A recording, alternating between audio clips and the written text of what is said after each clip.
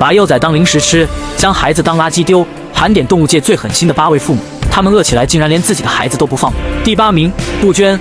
抚养幼崽是一件吃力且不讨好的事情，所以杜鹃妈妈根本就没打算让自己养。这家伙为了逃避当妈的责任，会在孩子出生前将其寄放到其他鸟类的巢穴中，并且为了防止被养母认出来，杜鹃还会把其中的一颗蛋给扔出巢穴。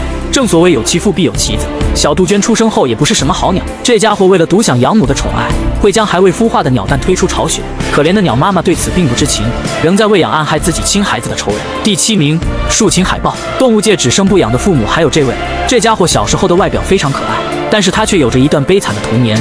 由于北极地区的资源非常稀缺，因此海豹妈妈在孩子还未断奶时，就不得不独自离去寻找食物，而这时的小海豹就只能静静地待在冰面，凭借意志坚持到断奶期结束。在此期间，小海豹得忍受刺骨的寒风以及没有食物的困扰，无时无刻都在经历着死亡的考验。据相关人员统计，至少有30%的小海豹都活不到成年。第6名，考拉。这家伙有着非常可爱的外表，但当你知道它们长大的过程时，多少都会觉得有点恶心。因为小考拉在断奶期结束后，其身体的免疫系统还没有发育成熟，所以并不能直接食用有毒的桉树叶。这时考拉妈妈就会逼着孩子吞噬自己的粪便，粪便的味道虽然有些难以下咽，但在生存面前也就显得不值一提了。